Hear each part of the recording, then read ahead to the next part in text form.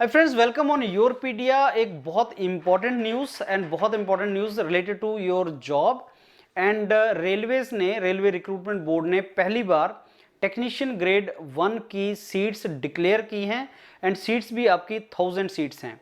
So you have 1000 seats which are for technician grade 1 which are declared by railways and today that is 9th March is the starting of the form filling. आज से start है और पूरा एक month form filling इसका चलेगा। Before I show the detail of this notification, दो तीन पॉइंट्स इससे रिलेटेड बताऊंगा। Number 1, BSc student, BTech student and diploma student all are eligible but not all the branches. BSc students are eligible, BTech students are eligible, only diploma जिसने किया है, you have only done diploma, you are also eligible. You have only done BTech but not diploma, you are also eligible. You have done BSc, you are also eligible. But BTech mechanical civil not these branches but some another branches जो मैं आपको show करूंगा. So this job technician grade 1 job is for BSc, diploma student and BTech student. That is first point. Second is the age. Now age is till 36 years for technician grade 1. There is another post also which is grade 3, वो भी मैं आपको दिखाऊंगा, but my this video is related to grade 1 because I am going to show you the syllabus and everything for this. Very important thing is इसका जो syllabus है वो बहुत से और एग्जाम्स जो आप देते हो जैसे एयरपोर्ट अथॉरिटी ऑफ इंडिया ऐसे एग्जाम्स के साथ मैच करता है। Paper is going to be simple, only आपका सीबीटी है, आपका फर्स्ट ऑब्जेक्टिव टाइप पेपर है, उसके बाद डॉक्यूमेंट वेरिफिकेशन है। There is no interview in this, only CBT is there and that too 90 minutes में 100 क्वेश्चन। दैट मीन्स पेपर आसान होने वाला है लेकिन नेगेटिव मार्किंग है। सिलेबस दे रखा है, बहुत वास्ट नहीं है लेकिन सिलेबस आपको जो दिया हुआ है उसमें अलग अलग टॉपिक्स हैं। I can divide this entire into technical and non technical. Technical के अंदर आपका फिजिक्स है, टेक्निकल के अंदर आपका कंप्यूटर एप्लीकेशन, कंप्यूटर का नॉलेज है एंड मैथ्स है।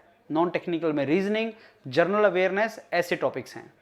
75% weightage is for technical, 25% weightage is for non technical. And technical वाला जो पार्ट है वो लार्जली हम लोग जो एयरपोर्ट अथॉरिटी में किया है फिजिक्स वगैरह का वैसा पार्ट है। And last but most important thing is Yourpedia is going to launch a dedicated module for this, and whenever yourpedia launches the module you can be assured that you are going to get best quality education in that और आप बहुत अच्छे तरीके से उसकी preparation कर सकते हैं।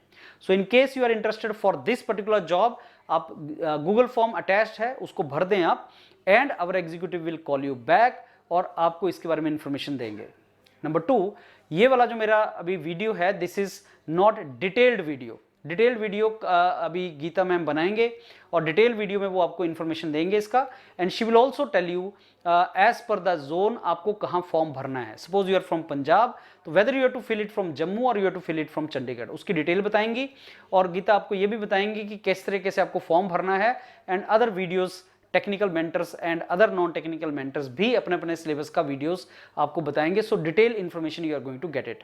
Now I spend couple of minutes further to show you the notification. Friends, ये आपका जो नोटिफिकेशन है रेलवे रिक्रूटमेंट बोर्ड की तरफ से फॉर रिक्रूटमेंट ऑफ टेक्नीशियन। जैसे मैंने आपको बताया पहली बार आ रहा है ये, एंड इसलिए बहुत ज़्यादा इंपॉर्टेंट है। और दो तरह की जॉब्स इसके अंदर हैं, और वो है आपका technician grade 1 and technician grade 3। Grade 1 में पे स्केल में लेवल 5 पे हो और ये आपकी 1000 प्लस सीट्स हैं, एंड टेक्नीशियन ग्रेड 3 में आपकी 8000 सीट्स हैं। But my video is related to technician grade 1। आपका जो फॉर्म फिलिंग का डेट है दैट इज 9th मार्च से स्टार्ट हो रहा है, and you have 1 month till you can fill this entire form. आप इसको भर सकते हैं। Now friends, let me discuss with you some more points related to this particular notification. अब I think the relevant point is on page number 11. I am taking you to the page number 11 directly, जहाँ पे important information है related to the form filling और क्या उसकी requirement है. So let me take you to that page directly.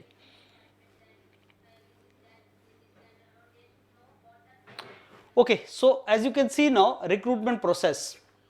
Recruitment process is based upon 3 stages. Computer based test जिसको CBT बोलते हैं, उसके बाद डॉक्यूमेंट वेरिफिकेशन है एंड मेडिकल एग्जामिनेशन है। So that simply means you have only single stage, that is a written exam है। Interview is not there. Written exam में अगर तुम्हारा स्कोर अच्छा आएगा you will get this particular option. And pattern of this exam is 90 minutes का paper है, 100 question, that means paper is going to be simple, less than 1 minute for one question with negative marking, that means paper is going to be simple, and also 1/3 is a negative marking, and minimum 40% general category EWS you have to score. That means if you don't score 40% you may not pass this paper. So 90 minute में 100 question, paper आसान होगा, सारा syllabus करना है, जो syllabus में भी अभी आपको दिखाऊंगा, छोड़ना कुछ नहीं है, everything you have to do, and Yourpedia एक एक टॉपिक आपको कंप्लीट उसमें मिलेगा, so you have to do entire syllabus, lot of question practice you should do, simple question रहेंगे उसी पैटर्न पे, that you should do so that you are in position to clear this exam. और उसके बाद आपका ये 1/3 negative marking 100 question, इसका कैसा पैटर्न होता है सारा आपको बाद में बताएंगे। अब ये सिलेबस देखो, जो सिलेबस उन्होंने दे रखा है, तो नॉन टेक्निकल पार्ट में जनरल अवेयरनेस है और जनरल रीजनिंग इंटेलिजेंस है। जनरल अवेयरनेस में जिसमें नॉलेज आएगा, इंडिया का लिटिल बिट हिस्ट्री, पॉलिटिक्स आता है, करंट इश्यूज आते हैं, so that is general awareness, and general intelligence and reasoning में ये आपका रीजनिंग एंड एप्टीट्यूड वाला पोर्शन है। Then there is a basics of computers and application, then there is a mathematics, and there is a basic science and engineering, but basic science and engineering में largely आपका physics और physics से related topic engineering के हैं, no chemistry, no biology, right. So ये आपका syllabus है, और इसकी वेटेज है नॉन टेक्निकल 25% एंड टेक्निकल 75%। जैसे आपका फिजिक्स वाला पार्ट जो है साइंस का और इंजीनियरिंग 35%, मैथमेटिक्स 20%, कंप्यूटर एप्लीकेशन 20%, और ये हमारे सारे मेंटर एक एक दिन एक एक पूरा वीडियो इसका बनाएंगे एंड वो आपको इन्फॉर्मेशन देंगे। पैटर्न उसको मैंने आपको पहले भी डिस्कस कर दिया किस तरीके का पैटर्न होने वाला है, so that you should know about this pattern. अब ये सारी चीज दोबारा आपका टेक्नीशियन ग्रेड जो आपका 3 है उसके लिए भी दे रखा है syllabus, but as I told you I am telling you only about technician grade 1, जिसमें डिप्लोमा वगैरह के स्टूडेंट्स आप एलिजिबल हैं। अब 11 नंबर पेज के बाद सीधा चलते हैं 17 नंबर पेज पे, 17 पेज पे चलते हैं, और इसकी डिटेल जो डिस्कशन है वो गीता मैडम करेंगे आपके साथ जो वीडियो में, तो आप उसमें वो सारा चेक कर सकते हैं। अब इसमें हम पेज नंबर 17 पे जो हमें इंफॉर्मेशन है वो इसकी रिलेटेड है एलिजिबिलिटी की। ये बहुत इंपॉर्टेंट पेज है, एलिजिबिलिटी। कौन एलिजिबल है इस एग्जाम के लिए?